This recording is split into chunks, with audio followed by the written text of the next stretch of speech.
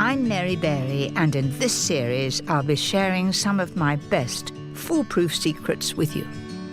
I think it's really important to have a selection of trusted recipes that you know will never let you down. No matter what the occasion, I will show you how to make it simple. From quick and easy dishes, perfect for when time is scarce, It really is absolutely delicious. to scrumptious fuss-free goodies for days with the family, and truly special dishes that will thrill your guests. That looks amazing. Today, it's the best of my delicious, comforting home cooking. Life doesn't get better than that.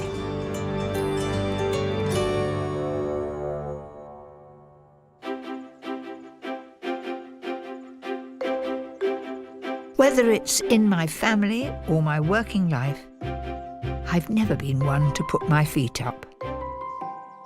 But There are times when I just love food that picks you up and puts a smile on your face. and there's nothing wrong with indulging every once in a while.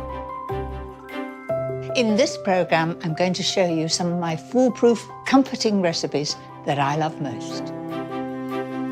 A rich smoked fish pâté to enjoy on hot, crunchy toast. My version of the most comforting of dishes. A hearty chicken casserole to lift the spirits. And a scrumptious dessert guaranteed to soothe the soul. But first, a warming soup to brighten the greyest of days with my cheesy Parma ham twists. One of my favourite soups is butternut squash. It makes you feel beautifully cosy and warm. But preparing butternut squash can be tricky, so I've got a couple of tips. If it's a young one, you can take an ordinary potato peeler and you can just take the peel off like that. But if it's late in the season, you just can't get that potato peeler into it. What I do is I use a big knife, something about the size of that, and I cut rings from it and then take out the seeds and take off the peel. It's a safer way to do it. Cut into cubes, then along with the chopped red pepper, a large chopped onion, and a couple of carrots, pop it into a polythene bag with some olive oil. So take that and just shake it all about. So tip it all into the tin. Season with pepper and salt and cook at 180 fan for 45 minutes. Roasting the vegetables first intensifies the flavour and I think gives it a bit of a kick.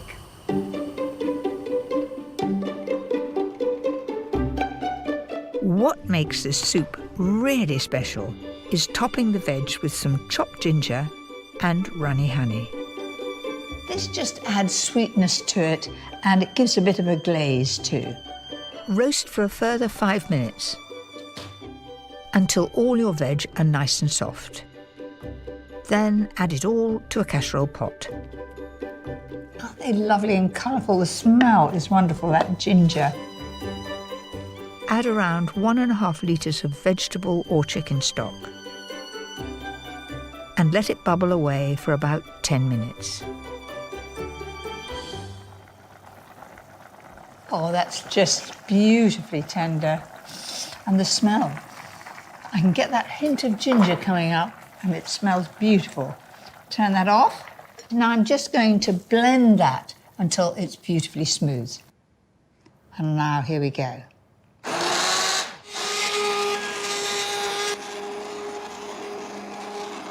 If it feels too thick, the trick is just to add a little more stock. That looks fine to me now. And I've got something rather special that I'm going to serve with this soup. Some mega cheese straws. Don't worry about making the pastry, just buy some good quality puff pastry. It wants to be fairly thin. That's that's about it. What makes these truly flavoursome is a layer of Dijon mustard. I bet you're amused looking at this brush. It is a paintbrush, but I find paintbrushes are more reasonable and you get a nice wide brush. I can do the job quicker. And some delicious Gruyere cheese. I've chosen Gruyere cheese because I like the way it melts down and the whole thing is very comforting. To make these melt in the mouth, press the cheese onto the pastry, then fold in half and start the process all over again. And to make these twists even more appetising, add some wonderful salty Parma ham. The dry cured ham gives it a great piquancy. That's it. Fold, roll and sprinkle one last time. All these light layers will create a mouth-watering crunch. And then I'm going to cut this into 6. Do you know, this is a winning combination of flavours. I am immensely fond of Parma ham. I love cheese and crispy pastry. The 3 go really well together. Right, all I've got to do is give those a twist. 3 twists. 1 here in the middle and 1 at the end. Pop them on the tray like this, that way.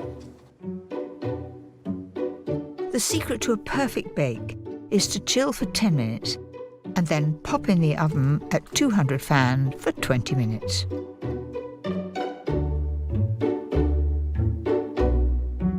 Keep an eye on them. They should be a good colour, a lovely pale golden brown. Then lower the temperature to about 140 just to get them cooked right through so that when you eat them, they're crispy all the way through. I think those look really tempting. I remember in the 80s when cheese straws, every time you went out for drinks, you would see cheese straws, and they were delicious. But these, well, I think they certainly a bit more one-upmanship with this. Very, very special. And of course, I've made huge ones of these, but you could make little ones to have with drinks. I can't think of a more cosy lunch than a steaming hot bowl of soup with an indulgent cheese and ham twist.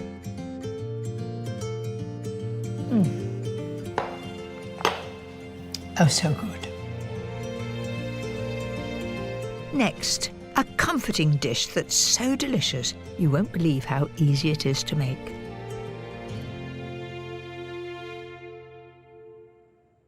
Mackerel pâté is really, really simple and it goes very well with hot toast. First of all, you need smoked mackerel fillets. And of course, you recognise it instantly. It has that wonderful shine and pattern. So you just take each one and peel the skin off. So there's very, very little waste. It comes off like a dream. One of the things I really enjoy when we're on holiday is to go mackerel fishing because you're almost guaranteed to catch the fish. It's a great family outing. The one good thing about mackerel is it's not too expensive. And I think the flavour is beautiful. Simply pop the fish into a processor with some creamy mascarpone cheese. Mascarpone is very, very versatile, and I use it more and more for cheesecakes, all sorts of things. What makes this pâté surprisingly delicious is adding the zest and juice of a lime. You automatically think of lemons and fish, but lime goes very, very well. Lovely bright green, in that goes. And I've got a great juicing trick. If you warm the limes, same with lemons, you'll get much more juice out. I think I've got every scrap out. Finally, add some pepper and blitz.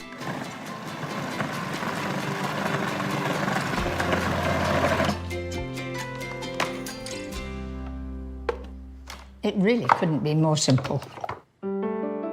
I use whatever I have to hand to serve it in. It will keep for a week in the fridge, and you can also freeze it. It freezes well. And for me, the essential part is having a really good bread toasted and then lashings of butter.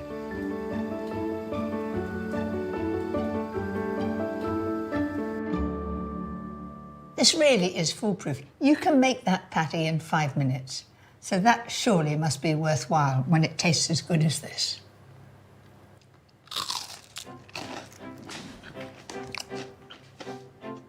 Life doesn't get better than that.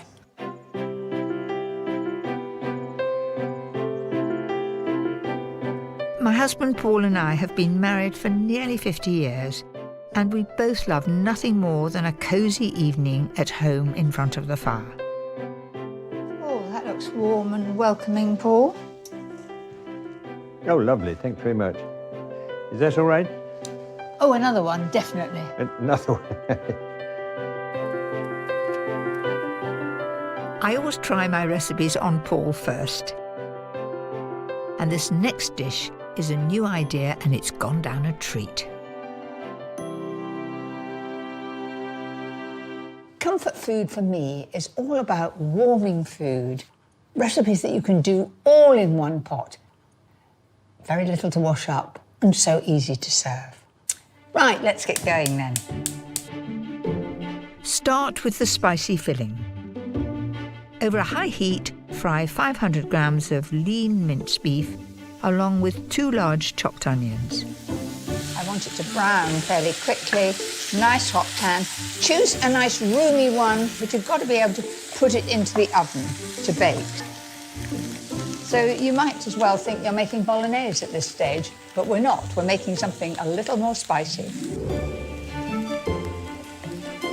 Once nicely browned, stir in a couple of cloves of crushed garlic and a finely chopped red chilli. Then we've got 1 red pepper, which I've just cut into cubes. And add a couple of cans of chopped tomatoes. So just mix that in. It's a lovely, colourful mixture, that. Now for the fragrant ground spices. A tablespoon each of coriander and cumin, 2 of my favourites, followed by some tomato puree. So a little pepper and salt. And I'm going to put that in the oven at 140 fan for about an hour.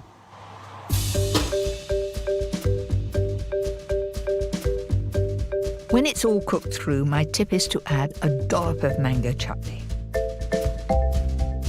It just sweetens it up, particularly with tomato. I often feel that something a little bit sweet helps. So a couple of tablespoonfuls of mango chutney and some coriander.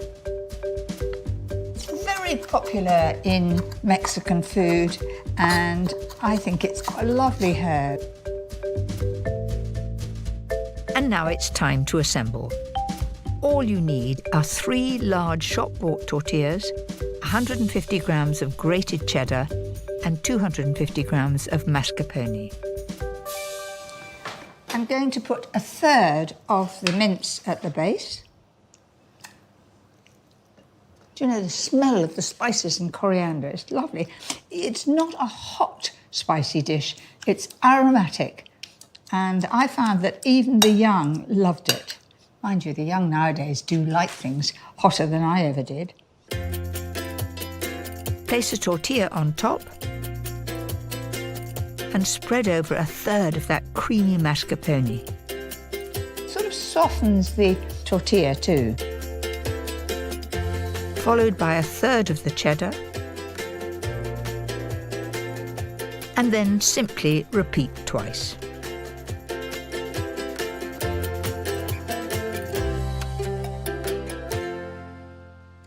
So that's ready for the oven. It'll go in at 180 and it'll take 30 minutes to really heat through till it's bubbling and a lovely golden brown on top. That really does look tempting. Do you know, I think a little coriander over the top just to finish it off. I think that would be really perfect for a lovely, cosy evening in with the family at home. I guarantee they're going to really love it.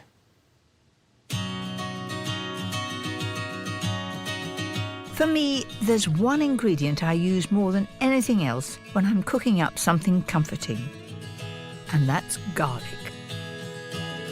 Today, we're a nation of garlic lovers, but it wasn't always so popular. When I started writing recipes, I had to list it as optional. Isle of Wight farmer Colin Boswell is a garlic obsessive who has been growing this pungent bulb for nearly 40 years. What did your pals think of you growing garlic in the 70s? A complete joke.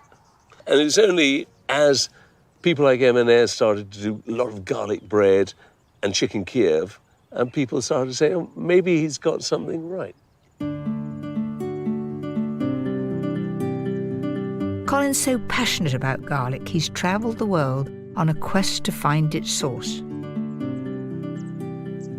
I've been on a search for the mother of all garlic, the original garlic, which I think we found in Kazakhstan and also on the Turkish-Iraq border.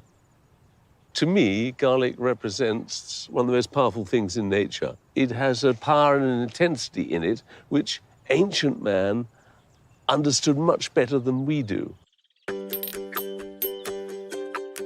The farm produces a staggering 100 tonnes of garlic every year, and they grow over 40 different varieties. The elephant garlic is big, sweet, people like because of the size, and if you just take a clove and go like that, you could have a little bite of that. That tastes more like a strong leek than with a garlic flavour. Who are you kidding? It tastes exactly like very strong garlic.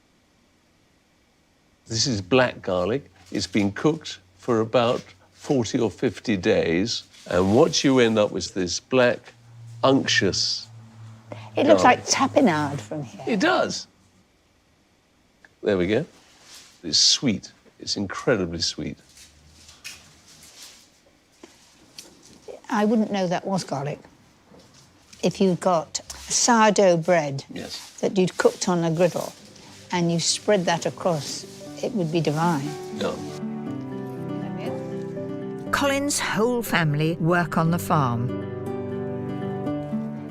Not only do they grow garlic, they also smoke it and love cooking with it in a huge variety of ways.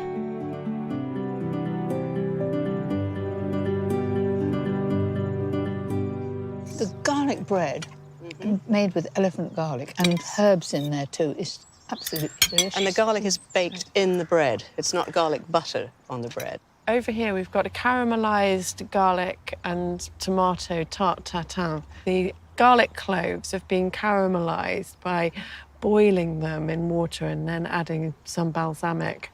It creates very sweet garlic cloves. Do you know, I wouldn't think of putting garlic and sweet things, but you do it in your chocolate brownies. That's right. With the black garlic, it works really well. And it makes it sweet and caramelised, and it just brings an extra depth to baked dishes. It's much more mellow and soft. That's right, yeah. Would you like to try some garlic beer? I'll certainly have a try. Gosh, that's very warming, isn't it? Do you like it? I think I could get to like it. Yes, it's lovely. What a wonderful selection of warm comfort food.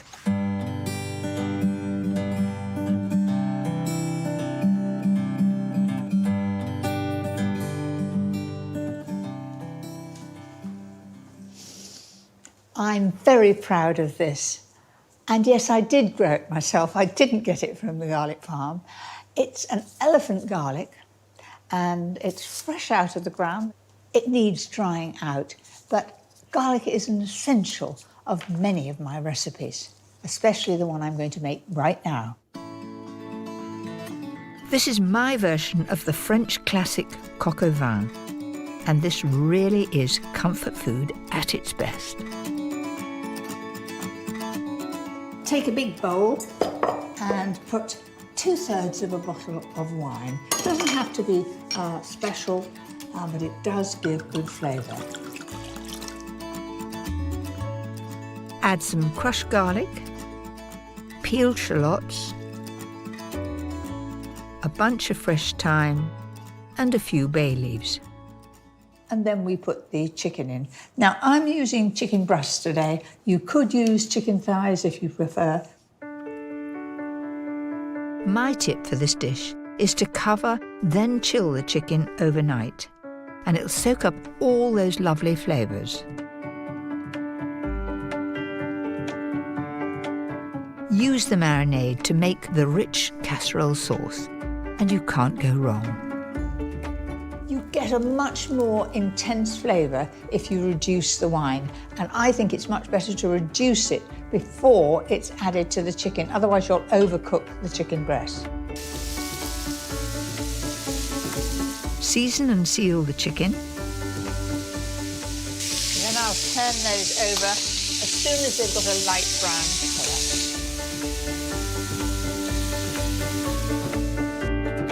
Once the chicken's done, time for some delicious smoky bacon. Possibly the king of all comfort food. So this just needs to be turned in the pan, and all the gubbins from frying the chicken, it'll all add to the flavour. The smell, it really smells like breakfast time when you're frying bacon, doesn't it? When the bacon's nice and crispy, add all those marinated shallots. And I'm going to tip all that into the pan. That's it. And the herbs are going in there. I've saved it from the marinade. Now I'm going to thicken the mixture. I've got an old trick that works every time. Whisk 150 ml of cold water into 3 tablespoonfuls of flour. This really is a foolproof thickening method. Then gradually stir in the marinade. Do this and there'll be no lumps. Finish with some tomato puree and brown sugar. And I'm going to show you how it coats the back of a spoon. Can you see that? I think that is just the right consistency.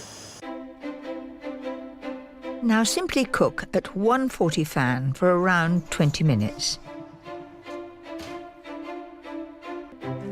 To make this casserole sing, we need some mushrooms. I want them to have a really sort of a bit of a bite to them. Cook them off separately in hot butter so they don't become too soggy.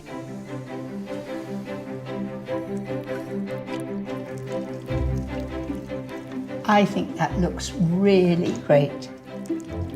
To really cheer yourself up, enjoy this casserole with some steaming hot crushed new potatoes, roasted with garlic butter and parmesan. Delicious. So there you have it, my garlic and herb chicken casserole. It really does raise the spirits.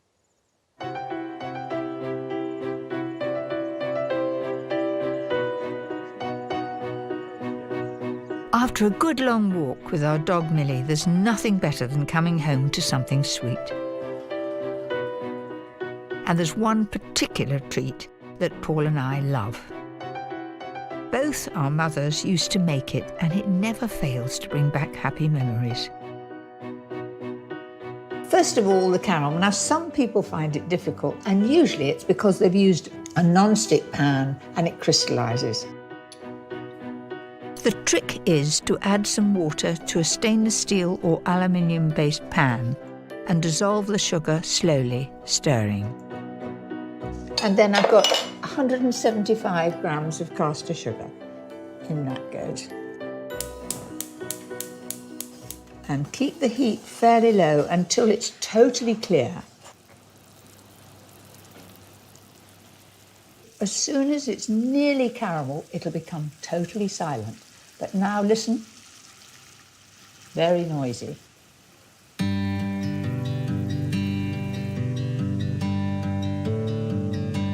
Don't make the caramel too dark because it'll be bitter.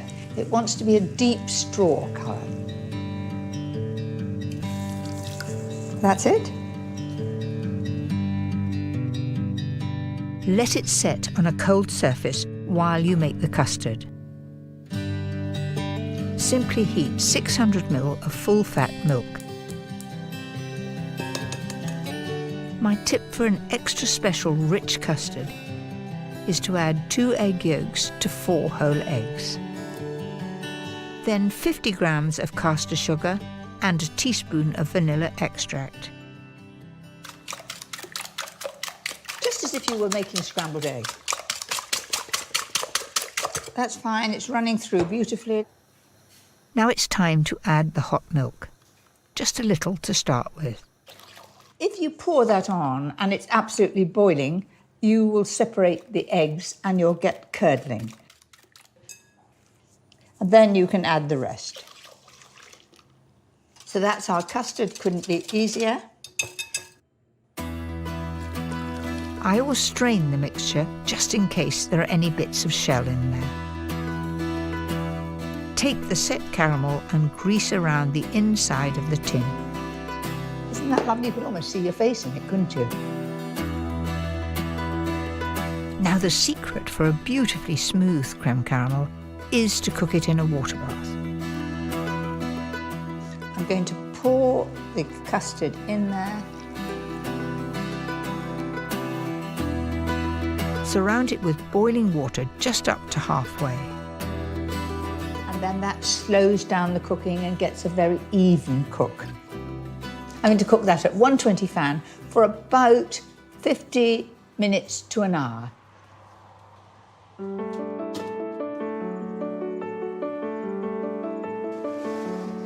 Once cooked, leave it to sit in the water for about half an hour. Then take it out to cool even further and chill overnight.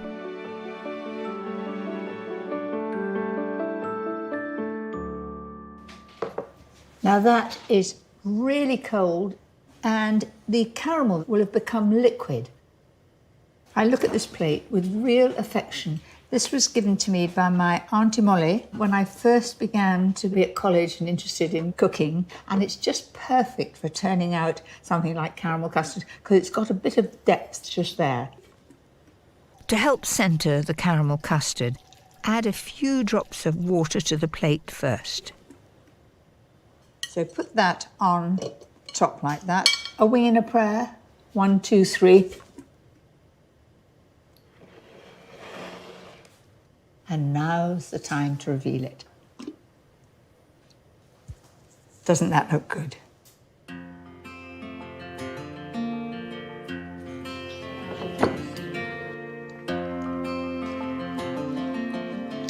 Is it as good as your mother's? I would say it's almost as good as my mother's, yes. Everything that your mother made was even better, but there we are, that's the way of the world. So there you go, comforting recipes to lift the mood and enjoy time and time again. Next time, it's my foolproof recipes for lazy summer days. I don't believe it! I do not! You're amazed, aren't you? I am absolutely flabbergasted.